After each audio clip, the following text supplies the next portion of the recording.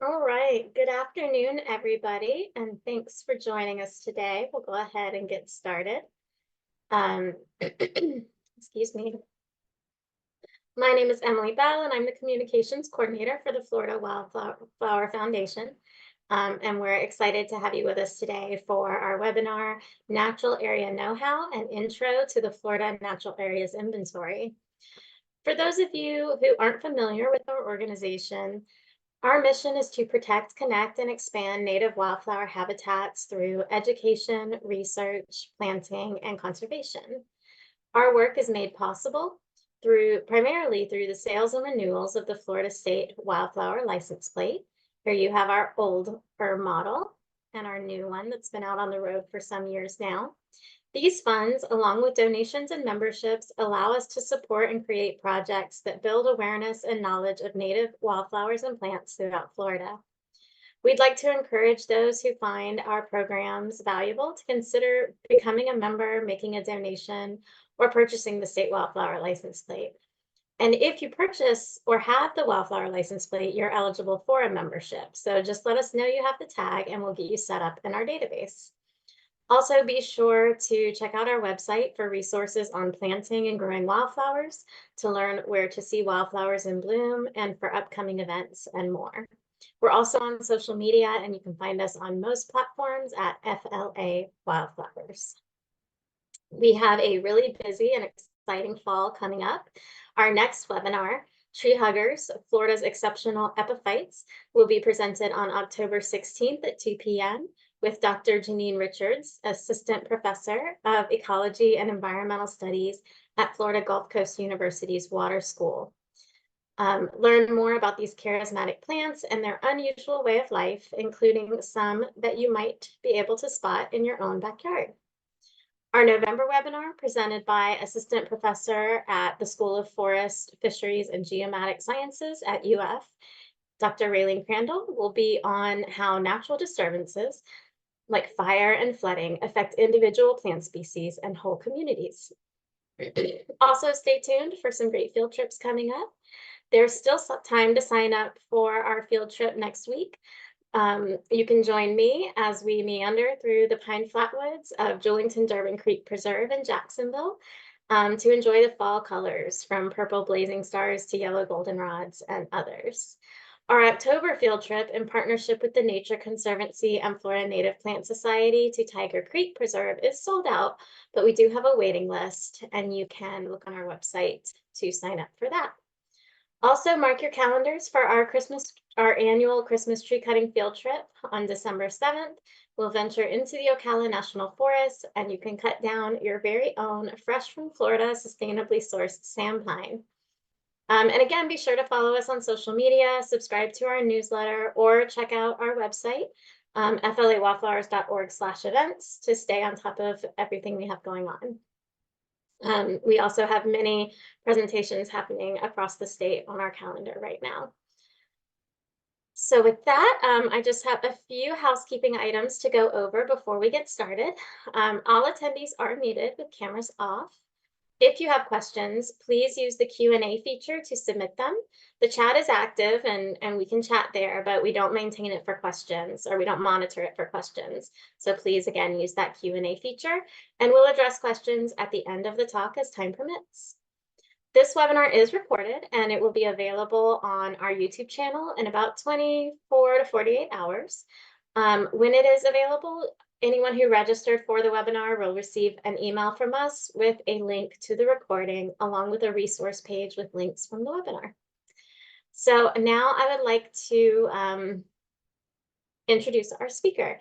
And I'm personally really excited about this topic today because I've worked with FNAI for many years in different professional capacities, and I just find it to be an organization that not enough people know about and what they're doing and how critical it is. So we're very excited to have Hannah Rosner-Katz with us.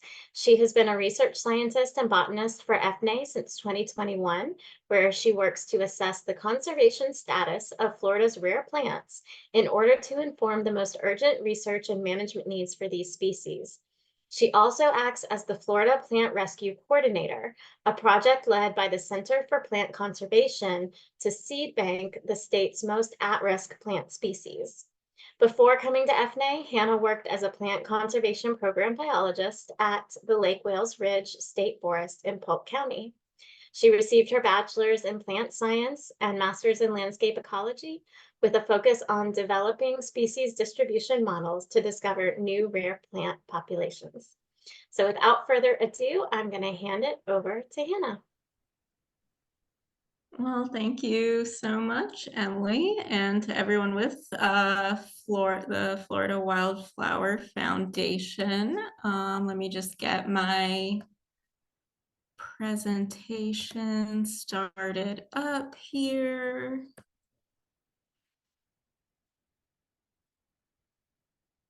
Might just take 1 second.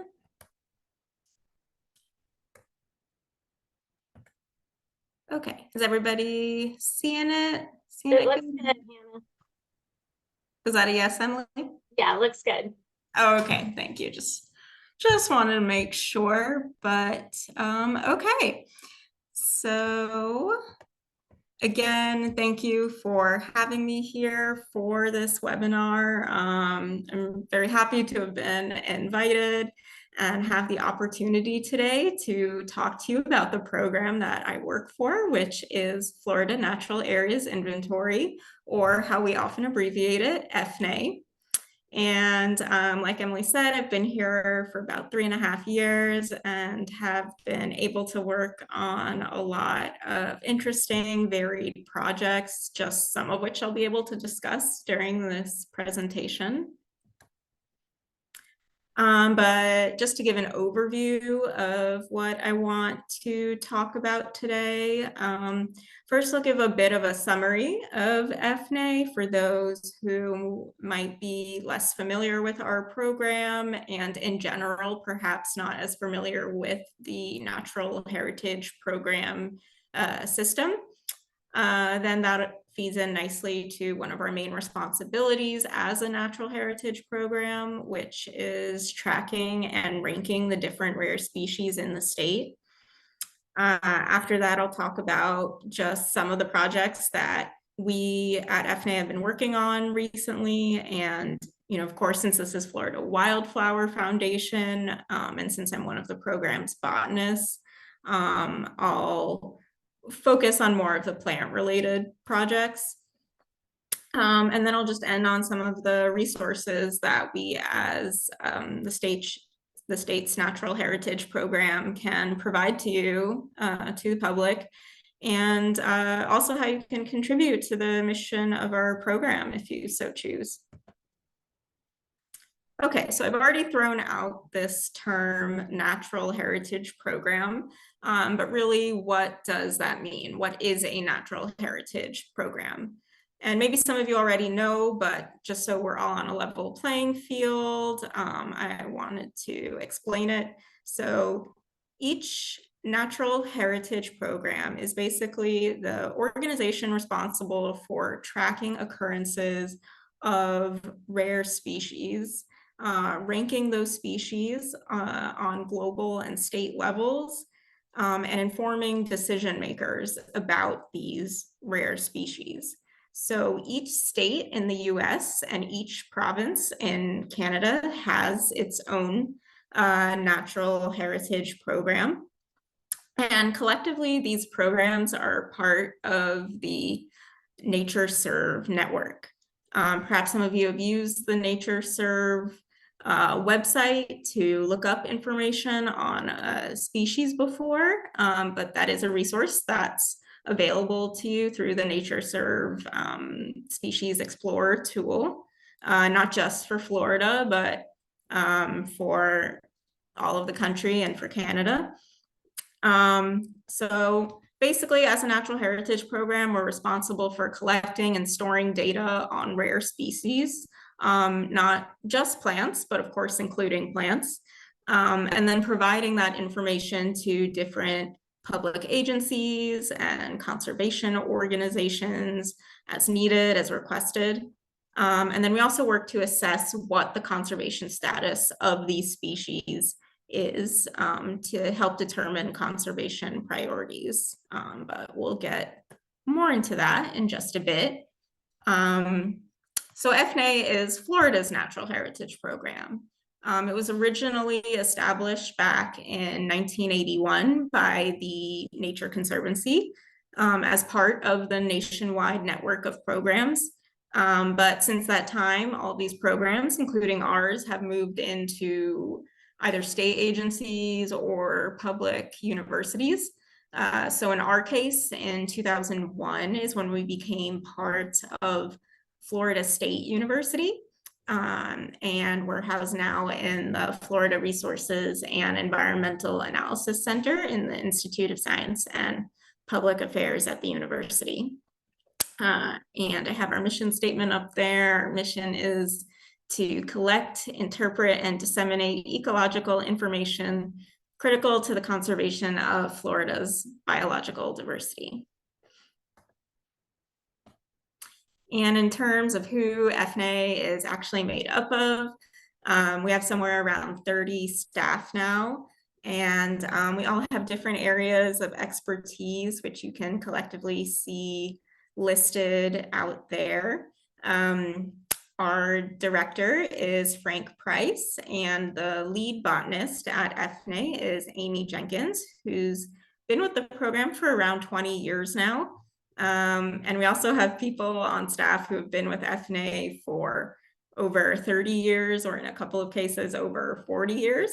So I thought it'd be funny to include both the most recent staff picture on the top there, along with the earliest staff picture I could find on the bottom, separated in time by over 40 years. So we've definitely grown over that period of time. Okay, so now I want to move on to one of our core responsibilities as a natural heritage program, which is the rare plant tracking that we do. As you might expect, we do also keep track of the rare vertebrates and invertebrates in the state as well. But of course, today we're going to look at the more botanical side of things. So for all the rare plant species in the state, we have a large database, which we call our biotics database, that has all the mapped rare species populations. We also call them element occurrences, or EOs, but you can pretty much think of these like populations, and you might hear me almost interchangeably refer to them as one or the other. And so for each species, we try to record information for these occurrences, for these populations, like the size and extent of each population, the condition that the population is in, the condition of the surrounding habitat. Of course, we try to have as accurate a location for that population as possible, who observed the population and when they last observed it. And in addition to this population information in our database, we also have information on the species, life history, management needs, any threats it might be facing, and other biological characteristics. And so we do this for somewhere around 500 plant species occurring in the state. So it's quite a lot. And I should also say that this database is always getting updated, meaning that species can be added to the list of ones that we track. And we're always adding new occurrence information, new population information to the database, either as we ourselves collect it or as the data comes in from other sources. And so collecting all of this population and life history information is what really allows us to do the species ranking that we do. So we look at the collective data for a species in the state and look at factors like the range and distribution of the species in Florida, the number of populations that there are and the condition of those populations, any threats present and how serious they are, how these populations have been doing over time. Are they increasing? Are they decreasing?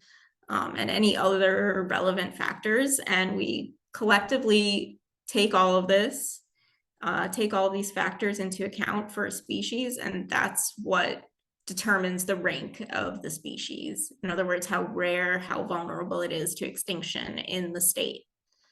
And this sort of formula of these different factors isn't something that we ourselves came up with, but it's actually something very standardized across the NatureServe network as outlined in these two documents that I have pictured here. So this is really the process that each natural heritage program in each state is going through to determine the ranks of their species in their state.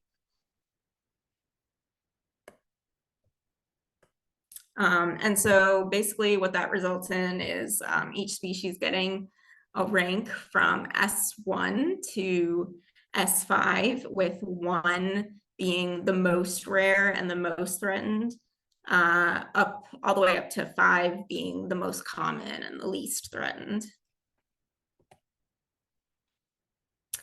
And so these ranks actually exist both on the state level and on the global level for each species.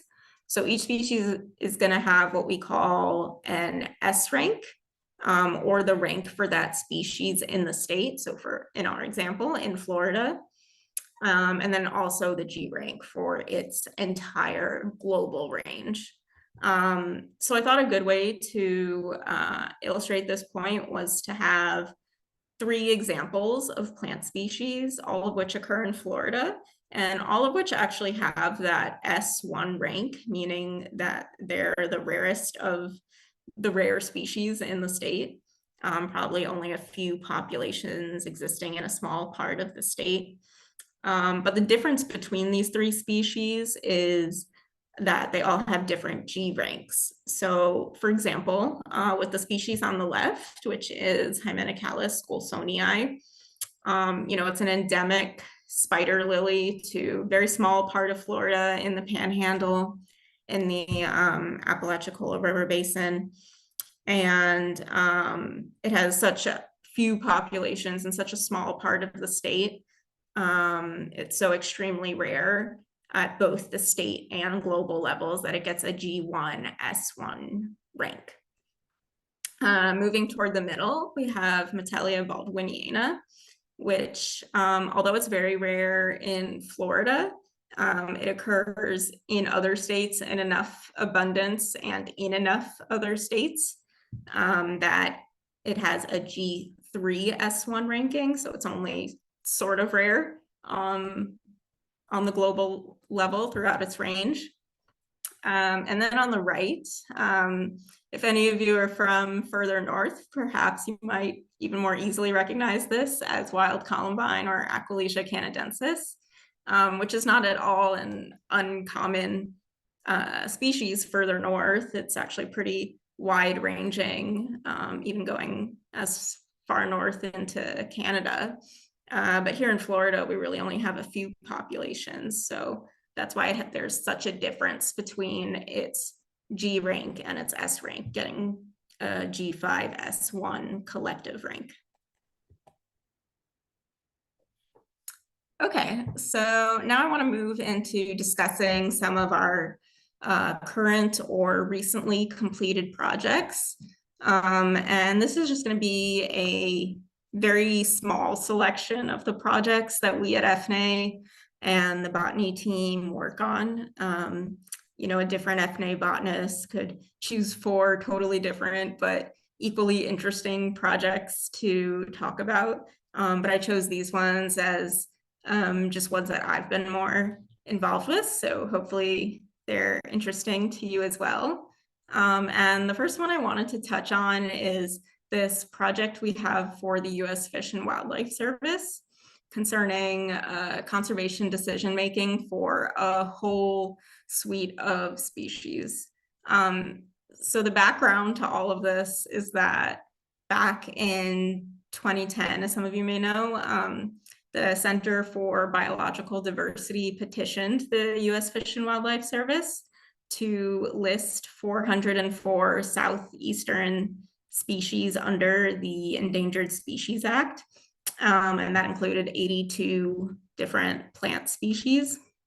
And so with that happening, with that petition, the U.S. Fish and Wildlife Service then finds itself having to go through a process and consider whether or not each of these species truly merits federal listing, which, as you can imagine, is no small task. And so they need some help with that. So as a part of this project, FNAI has been trying to gather information and data through field surveys and through population monitoring to help better inform decisions for these at-risk species. And then we also do some work for some already listed species as well, like 5-year reviews. So to just give a few examples of the many species that are included in this project, this one here is Sarracenia rubra subspecies gulfensis, or the Gulf sweet pitcher plant. And it's a carnivorous plant that grows in Okaloosa, Santa Rosa, and Walton counties in the Panhandle, in openings and thickets along spring-fed or seepage streams, in wet prairies, bogs, and even wet ditches.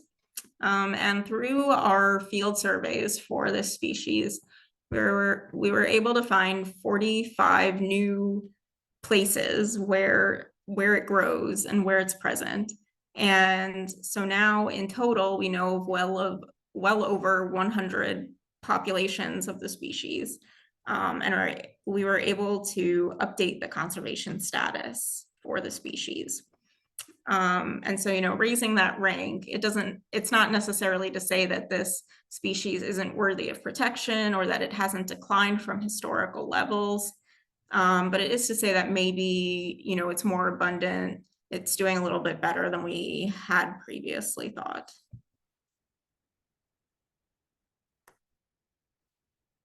But here's another species that we worked on as a part of this same project and did field surveys for.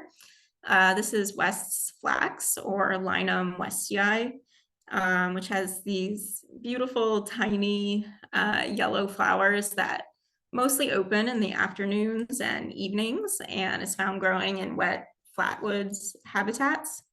And this species is a pretty different story compared to the last one, because not only did we not find any new populations when we went out to go and do field surveys, we actually didn't find it in places where it had previously been found, previously been reported. Specifically, the species is supposed to be found in both the Panhandle and in Northeast Florida, but we couldn't find any of those Northeast Florida populations when we went looking for them. So that is pretty concerning to us, because it means it's possibly gone from a whole part of its range. And then when we also tried to find new populations, we used something called a species distribution model, which is basically a geographic model. One of its uses can be to highlight areas that might be especially good, especially suitable for the species that you're modeling. And so even with the help of that, we came up short with trying to find new populations. And this species is also part of this project, only recently added. It's also being considered for listing, also considered at risk by the U.S. Fish and Wildlife Service. This is dark-headed hatpins, or Areocolon nigrobracteatum, and I think it's necessary to point out that in that picture, that is an extreme macro picture of the plant that my colleague Kelly Anderson took, but in actuality, that picture of the flower head. It's probably only the size of your pinky nail, if that, maybe half the size of your pinky nail. So tiny, tiny thing. But this is a very narrow ranging endemic, only occurring in a few counties. I have the range map pictured there, but we think this species might really be in trouble because we only have one population that we know about protected on federal public land. We have another population at a mitigation bank, and then all the others that we know about are on private timberlands. And even the population that is protected, it seems like the habitat is degrading and transitioning from the open seepage spots that it prefers to more of a closed tie-tie situation. So that's what this photo comparison shows. Its habitat is supposed to be what I have written down there, these open, wet, mucky bogs and seepage slopes, which, toward the left, we're looking pretty good. But then on the right, not so much. We've got that woody encroachment happening. It's becoming a lot less open. So we're starting to monitor this species and keep a close eye on it. And so when it comes time for the Fish and Wildlife Service to gather the evidence and data to consider the merits of listing this species, we hope that all of our data now will be useful for that.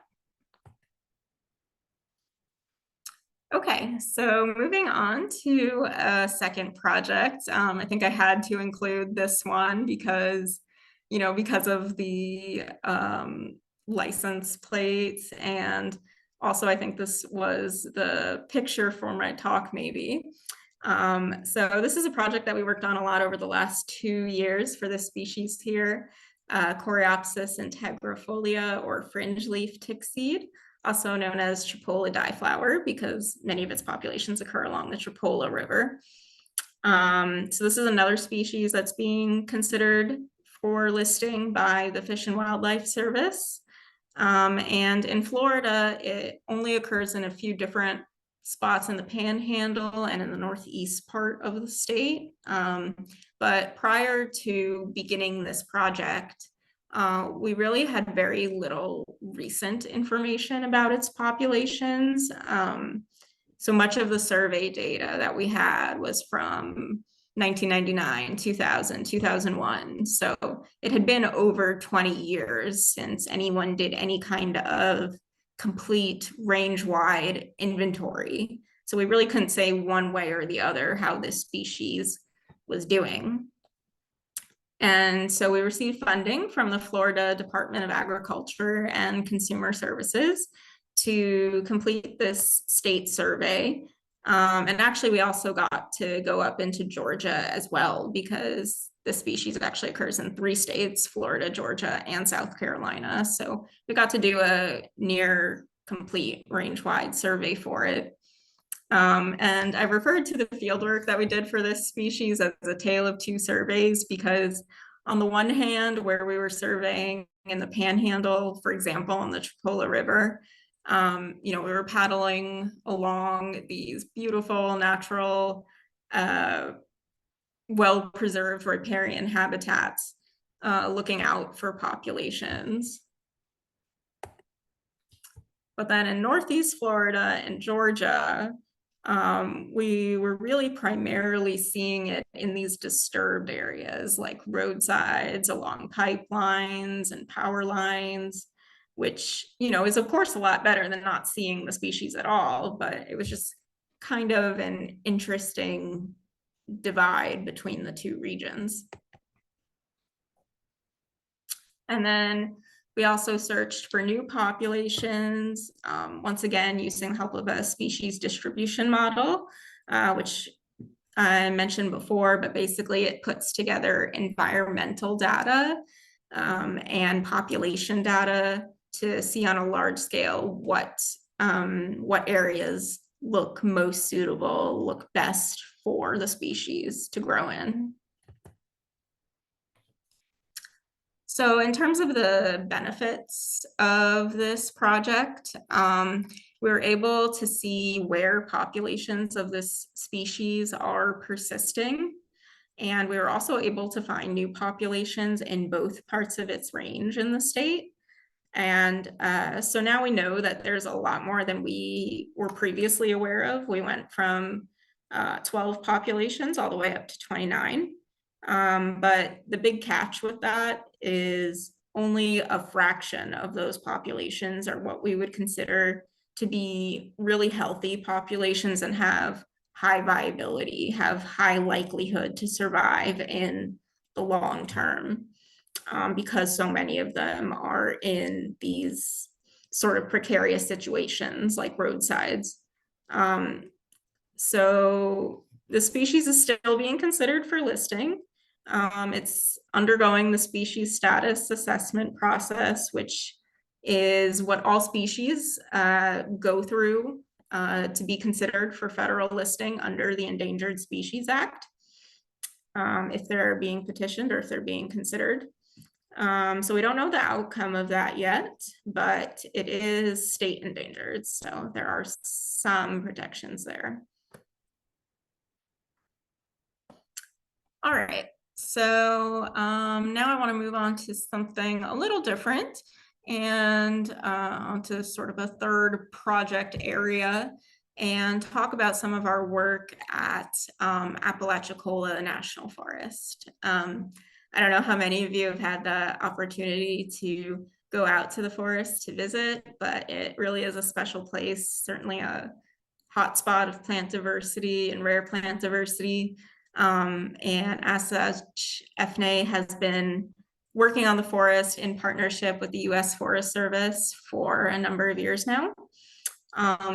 One gargantuan project that was before my time with FNAI, but I just sort of feel the need to mention because of how incredible it was the historical natural community mapping that we did for the entire forest, which basically means people were looking at old aerial photos from multiple different time points over the last century, looking at soils data, actually going out onto the forest to sort of ground truth all of this information, and then doing all that to be able to come up with a map that distinguishes the different community types like sandhill and mesic flatwoods, upland pine, wet prairie, wet flatwoods, just to name some of the major ones, and distinguish those on the map. And then in terms of work that is ongoing, that we're continuing to go out there to complete, is our monitoring of the federally listed species on the forest. So there are 5 federally listed species at Apalachicola, and 4 of these we do annual monitoring of a subset of the populations on the forest. And then that 5th one is a cool story, actually. The only reason that we haven't done annual monitoring for that one is that it was only recently discovered on the forest. And that's the one that's pictured in the lower left, Carex lutea, which is a species of sedge. But before being found on the forest, it was actually only known from North Carolina, so was not at all expected to occur in the forest or even in the state or this part of the country, but was sort of hiding there all along. But Apalachicola, the national forest, is very important to these 4 other species, which are all endemic to Florida and really to that part of Florida. So the forest provides them important habitat and supports many of their populations. In fact, in the case of Harper acalis, which is that stunning plant in the middle, pictured in the middle there, almost all of its populations occur on the national forest. So we annually monitor these species to keep tabs on them, keep up with how their populations are doing, how they're changing on an interannual basis, and even how they're responding to management. And I thought I would highlight just some data from one of these species, Godfrey's butterwort, because frequently we don't have good news in the world of plant conservation, but this species, from what we've been seeing, it's been pretty positive. If you're not familiar with the butterworts or the pingiculas, they're this really cool group of carnivorous plants that have these almost oily leaves that trap tiny invertebrates and insects, and they live in these nutrient poor environments where having that behavior helps them to survive. So on the left is a photo I took in the middle of our surveying of one of our plots this past March. And each of the pink flags there is a flowering plant, and each blue flag is a vegetative plant. And as you may be able to see, our flags are planted in there densely and stretching far and wide. So it actually took 3 of us a full day to count the number of plants in just that one plot alone. And the past few years, in most of our plots, we've generally been seeing these sorts of increases. The graph on the right sort of shows the trends at each of the sites that we monitor it at. We're not quite sure what's behind this. In some cases, prescribed fire has definitely helped populations, but in other cases, like for example, this population pictured here, fire has definitely not gotten into there for quite some time. So we're not as sure for other populations, but we're definitely glad to see it doing well on the forest. Okay, so one last project that I'll talk about. This one I'm really excited to talk about.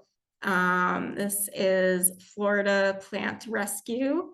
It's a project that I coordinate along with the Center for Plant Conservation, or CPC, which is a national nonprofit organization dedicated to advancing rare plants and rare plant conservation. So the Florida Plant Rescue project started just a few years ago in 2021 as a statewide seed collection initiative.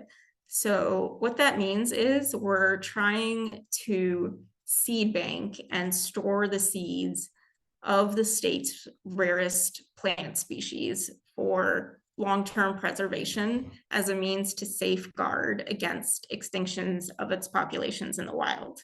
Because if we have viable seed of these rare plant species safely stored at a botanical garden or at a university, if something were to happen to these vulnerable populations, we have that backup to work with. And our ultimate goal is to secure and safeguard all of Florida's rare plant species in these conservation collections in seed banks.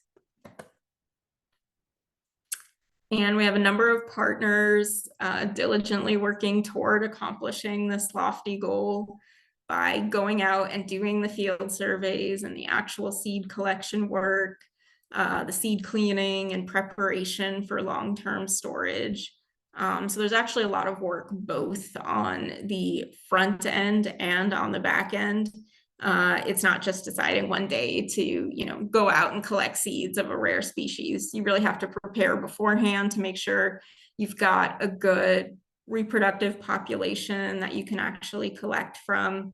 And then later, once you have the seed in hand, properly cleaning them and desiccating them so that they'll actually last in freezer conditions for long-term storage. So we're definitely very grateful to all of our partners in the state being able to do that work.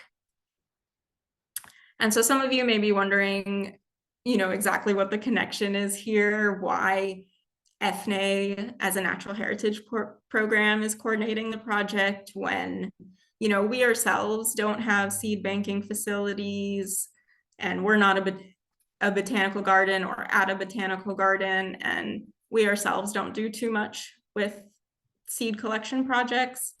But what I think I've made clear in this presentation so far is that what we do have is plenty of data. So what we're able to do is actually provide all of our partners who do the actual collecting with information on the potential plant populations that they can collect from, so that they can make the best determination about which populations that they should collect from based on things like population size and when that population was last seen, things like that. And just in the last year, very importantly, we were able to combine our biotics, our plant population database, with all of the seed collection data from our partners to create this really useful tool in one central location on the Florida Plant Rescue website. So we can see not only which species still need to be collected from, but also which populations, so we can make really smart determinations about where our priorities are. So over the last 3 years, we've been able to make 33 collections from rare species throughout the state and safeguard them in seed banks, just a selection of which I have pictured here.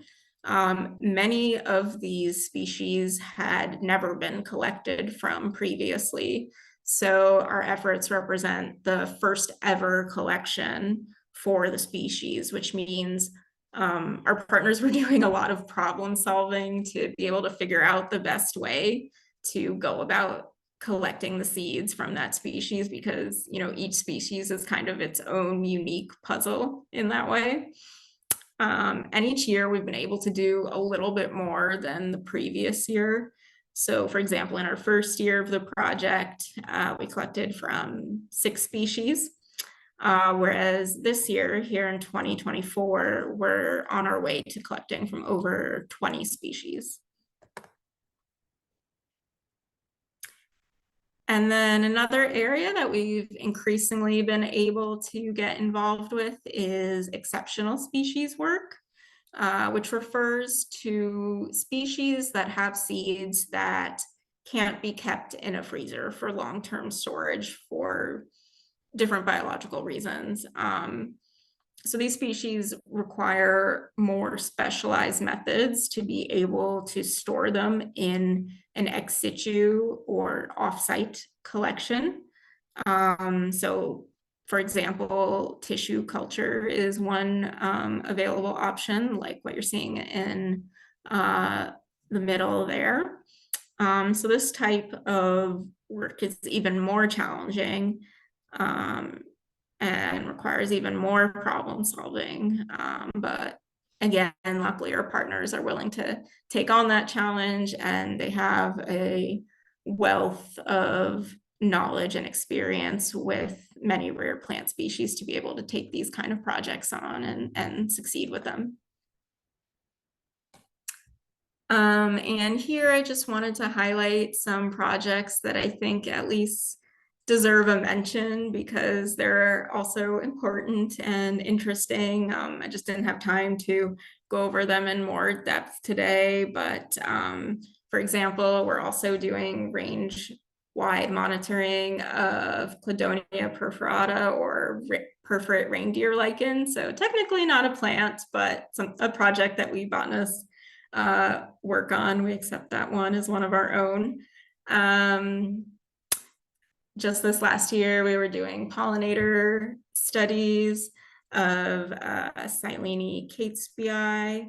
A project that we've had going on for a few years is doing vegetation surveys at Tyndall Air Force Base to monitor how the vegetation is recovering since Hurricane Michael, because in 2018, Hurricane Michael hit the Air Force Base pretty hard. We're also doing monitoring for Spigelia gentianoides, a federally listed species. And something that will be starting this fall is the post-delisting monitoring of Coreopsis floridana, or Florida golden aster, which is a species that was just recently taken off the endangered species list by the U.S. Fish and Wildlife Service, but is still required to be monitored for at least 5 years afterward. So we'll be helping out with that project. And so now in this last part of my presentation, I just wanted to introduce some different resources that are available to you and available to the public that FNAI provides.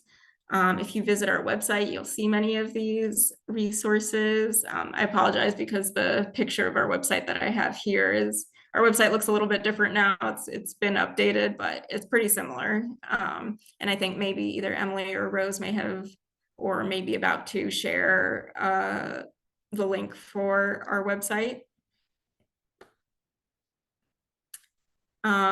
So one example of a resource that's available, possibly of particular interest to this audience, is our rare species field guide, which for all or nearly all the plant species that we track in Florida in our database, you can get this really helpful summary sheet, 1 or 2 pages usually, about the species that, you know, shows its range in the state. It has photos of the species, has a really detailed description of what it looks like and how to tell it apart from similar looking species.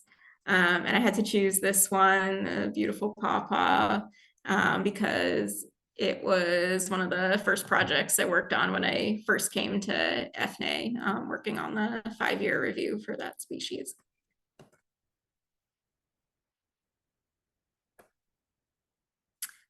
Something else that I think is a great resource is our natural community guide. You know, maybe today you've heard me use terms like wet prairie and sandhill or bottomland, and you know, maybe you've heard these terms in general, but you're not exactly clear on the definition of each of these or how to tell them apart. Our Natural Communities Guide really does a great job of laying out exactly what distinguishes each of these natural community types, and where to find good examples of each of them in public managed areas throughout the state.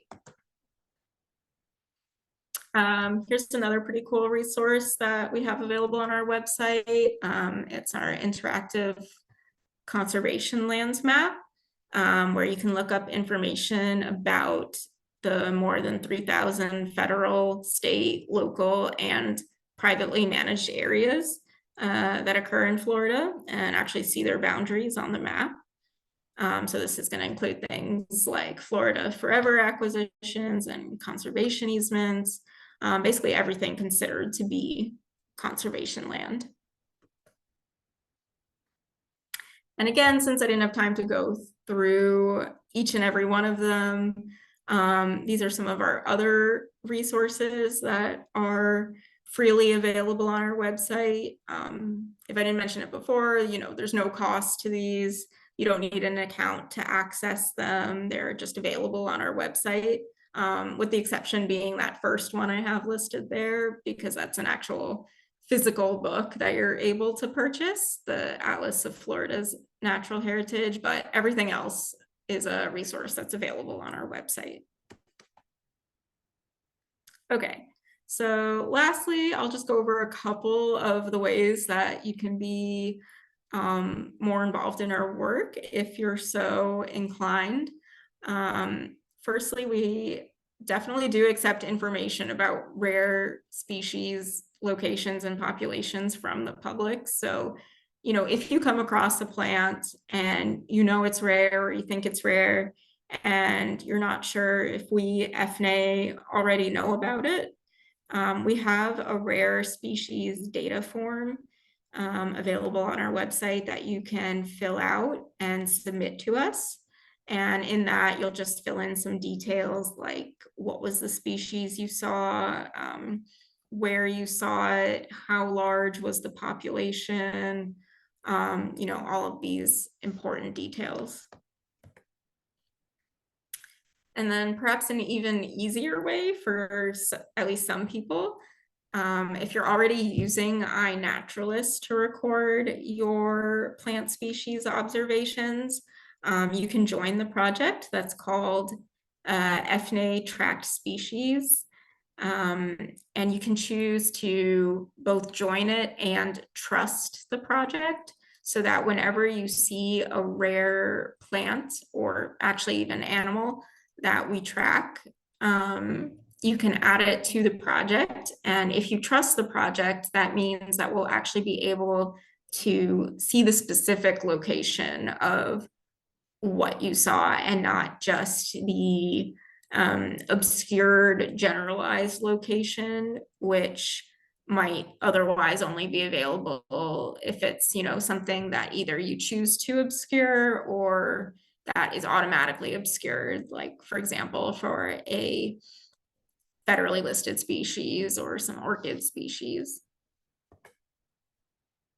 And I will just mention that we do accept donations because our work is almost completely funded by contracts and grants. So it's very, very project-based. So gifts are especially valuable to help support conservation work that we might not have a specific contract for, but it's still important conservation work and might otherwise slip through the cracks. So tax-deductible donations can be made to FNAI through the FSU Foundation. And with that, I of course want to acknowledge the many people and agencies and organizations who make FNAI's work possible and contribute toward our mission, of course, as well as the Florida Wildflower Foundation for having me here to speak today. And with that, I think I'll just end with some photos of us doing a lot of the work in the field that I described, hopefully looking like we're enjoying ourselves. And with that, maybe there's time for questions if there are any. Okay, awesome. Thank you so much, Hannah. That was fantastic. Really informative, and I think really helps people get a grasp of, like I said, just all the work that FNAI does and how important they are. We actually had a few questions, and even I had a few as the presentation was going along, but I think you answered them all. So if anyone does want to pop a question in the Q&A, but yeah, as we went along, I think people were asking about how they could help submit data, and if you guys used iNat, so you answered that question. And I was curious when you were talking about the seed bank about species that, if there were species whose seeds could not be saved, and you mentioned that as well, that there's that exceptional plants project there. Do they, for the seed banking, are they testing? I know there's ways to test viability of seeds. Do they grow any plants out as they're doing that, or are they just, collecting and storing? Do you know? Yeah, so in the beginning, there is like a certain percentage that they will test to make sure that, in general in the collection, they do have some viable seed there, that they're not just, banking this whole collection of seeds and then actually none of it is viable. So there is some, in the beginning, some viability testing that they'll do.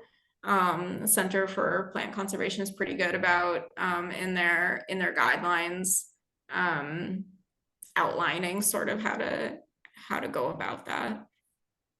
Right. Very cool. Thank you. All right. Well, not seeing any questions come in. Let's see, just a comment. Happy to see FNAI alive and well, and some folks recognizing some staff. So Lots of good feedback coming in. Anybody, if you do have any questions, you can always email them to us at info@flaywildflowers.org. Or we will, as we mentioned, be sending out a resources sheet with some links and other information from today's presentation. So look for that in your inboxes in about 24 to 48 hours. And just huge thanks to Hannah for joining us today in this great presentation, and to all of you as well. So we hope everybody has a wonderful rest of their week, and we look forward to seeing you again next month. Thanks again, Hannah. Definitely. Thank you.